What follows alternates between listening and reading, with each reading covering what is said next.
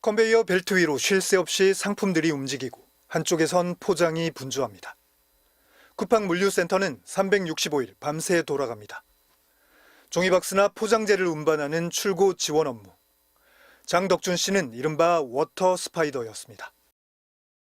스파이더가 거미이지 않습니까? 여러 가지 일을 다 하기 때문에 거미라고 그렇게 스파이더라고 이름을 부릅니다. 쿠팡 상호가 찍힌 종이박스는 어른 키보다 높게 쌓였습니다. 손수레로 옮겨 싣는 것도 힘들어 보입니다. 플라스틱 바구니는 개당 3kg, 48개 한 묶음, 받침대와 손수레 무게까지 더하면 230kg이 넘습니다. 말이 좋아 출고 지원이지 직접 상품을 포장하고 운반도 했습니다.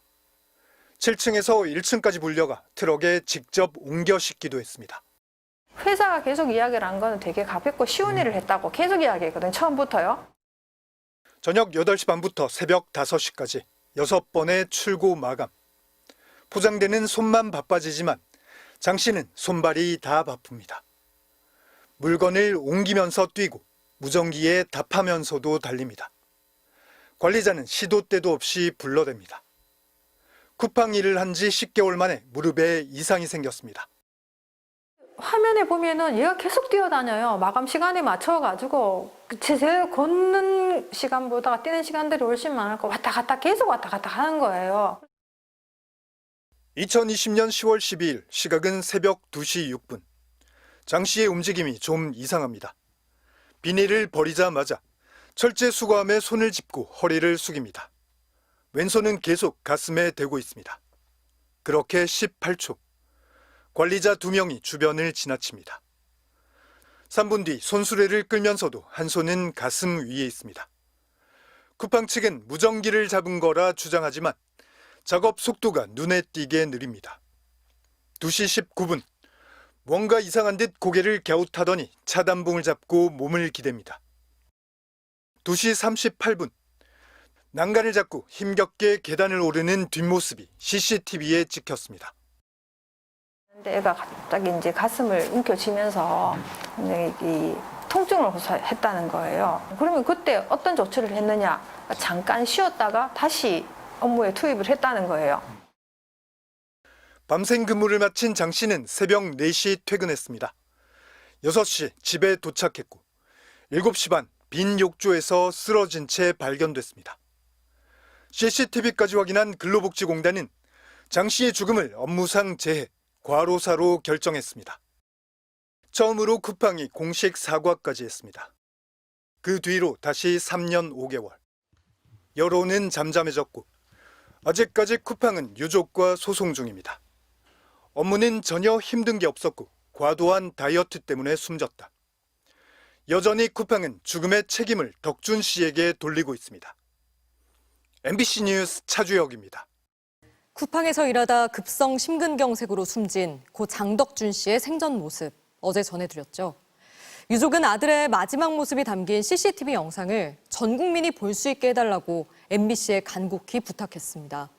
더 이상의 죽음은 막아달라는 이유였는데요. 오늘은 고 장덕준 씨가 숨지기 전까지 어떤 강도로 일하고 어떤 하루하루를 보냈는지 자세히 전해드리겠습니다. 차주혁 노동전문기자의 보도입니다. 핸드자키라 부르는 손수레에 물건을 가득 실으면 20-30kg을 운반하는 정도의 힘이 듭니다. 장덕준 씨는 이렇게 하루 40회, 물품을 직접 손으로 옮기는 일은 100회까지 반복했습니다. 숨지기 전 12주 동안 매주 58시간 넘게 일했고 마지막 일주일은 62시간 10분을 일했습니다. 야간 고정근무에 육체적 강도가 높은 업무였지만 식사 시간도 휴게 시간도 제대로 쉬지 못했습니다. 업무상 질병판정위원회는 이런 조사 결과를 판정서에 공식 기록했습니다. 업무상 질병 판정서에 대해서 인정을 하지 못하겠다. 이거의 진위를 지금 다시 가리자고 지금 다툼을 하고 있거든요. 선제 결정을 존중한다며 사과까지 했던 쿠팡. 유족이 손해배상 청구 소송을 제기하자 돌변했습니다. 업무량과 업무 강도를 장 씨 본인이 직접 결정했다. 야간 고정근무도 본인이 선택했다. 결국 과로사에 아무 책임이 없다는 겁니다. 야간 노동을 네가 좋아서 선택한 거 아니냐. 그거를 어떻게 내가 선택했다라고 말을 할 수 있습니까? 처음에도 주간을 지원을 했어요. 근데 떨어졌어요. 쿠팡에서 일한 지 1년 만에 덕준 씨 체중은 15kg 줄었습니다. 이를 두고 쿠팡 측은 본인이 무리한 다이어트를 했고 이 때문에 급성 심근경색이 온 거라 주장하고 있습니다. 지난 12일 6번째 공판에선 4시간 골프를 쳐도 15,000보는 걷는다면서 과로는 없었다고 변론했습니다. 쿠팡의 이런 모습을 특별한 방청객이 지켜봤습니다. 로켓 배송 일을 하다 지난 5월 숨진 고 정슬기 씨의 아버지입니다. 사람이 죽어서 생긴 일인데 가장 저희는 사실 그게 가슴 아프고 억울하고 원통하고 그런 거잖아요. 근데 그런 건 놔두고 말장난하고 있으니 얼마나 답답한 일입니까. 1년 넘게 이어진 밤생 근무, 뛰어야만 가능한 업무 강도, 급격한 체중 감소, 사망에 이른 병명까지. 두 사람의 죽음엔 공통점이 많습니다.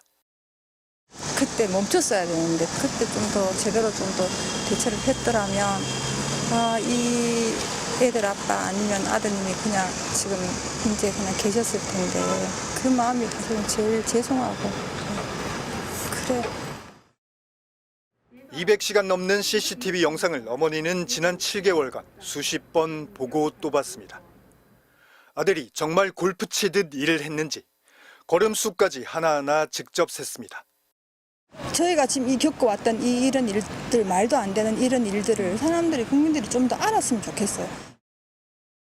MBC 보도의 쿠팡 측은 원거리 장면 등을 짜깁기하여 내용을 사실과 다르게 왜곡한 영상을 이용한 허위 보도에 대해선 법적 책임을 물을 예정이라고 밝혀왔습니다. MBC 뉴스 차주혁입니다.